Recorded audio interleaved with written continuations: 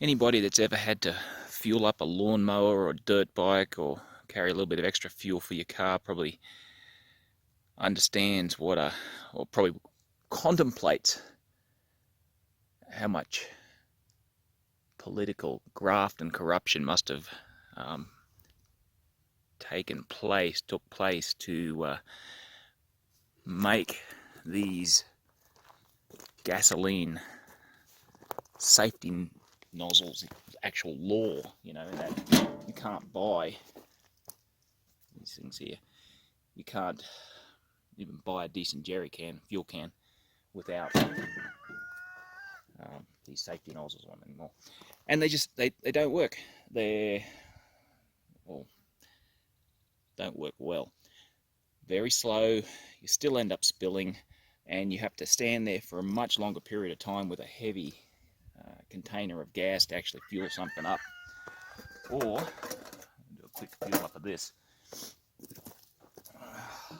The way it's supposed to work is you're meant to push down on that little black lever there as it's coming in. Oh, there we go. No, this one you've got to push in that lever, then push down on the black lever.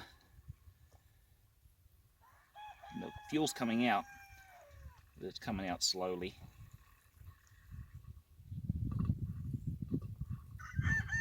Yeah.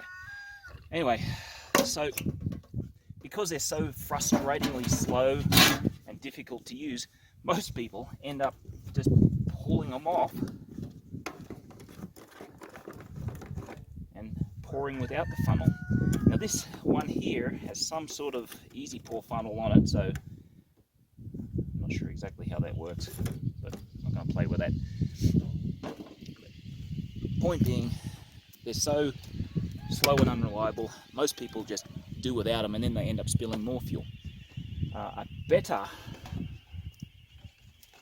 plan might be something like this. Lincoln Products Quick Shake Pump.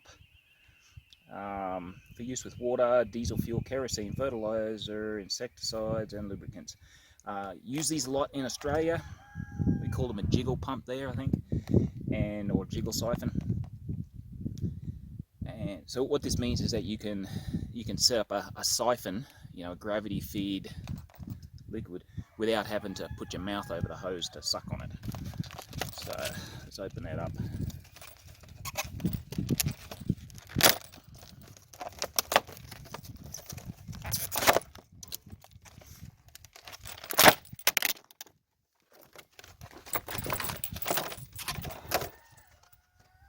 Now this little fuel can appears to have some, I wonder if I can get that out. It's like a filter or something in there. This goes all the way down. So I can get that out. I can't use this fuel can. There we go.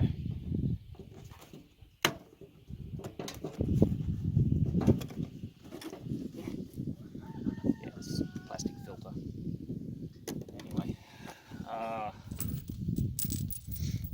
preventing this from going down.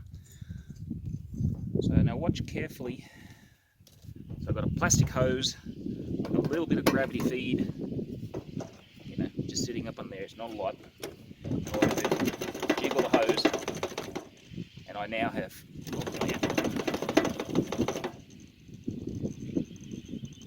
and now got fuel flowing into my generator. I can hear there's a little ball bearing or marble in there, and I can hear it jiggling along. And it's putting in a lot more fuel than my other one. In fact, it's already full. And then I just lift out the jiggle side, drain it out, and that is good to go.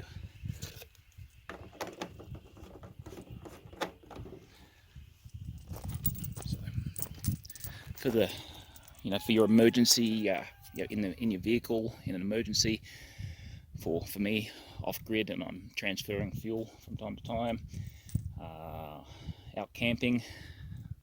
Whenever you need to be transferring fuel, something like that might be a much better choice.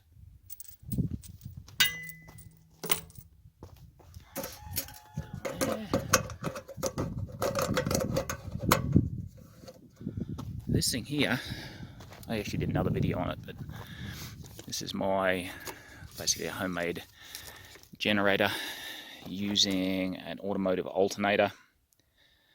So motor, and so it comes from the alternator to this battery, and then up here in this thing I've got a fairly large inverter. So what that means is I've got a generator that I could run a washing machine or a refrigerator, anything that needs fairly high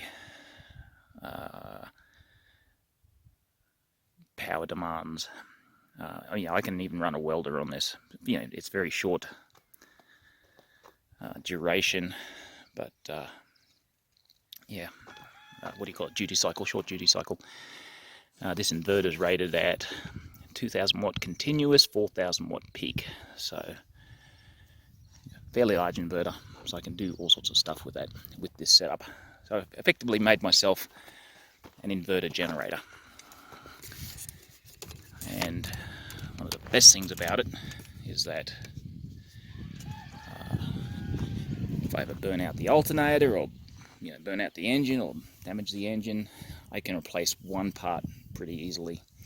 And that's the same with the inverter and battery. I can replace one part fairly easily and inexpensively, and I can do it myself. Whereas you do it with those home emergency generators, which I've got one sitting over here in my junk pile.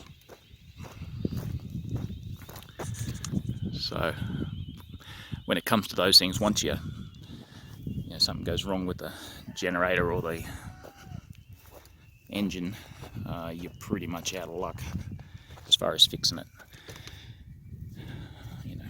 Anyway, that's that.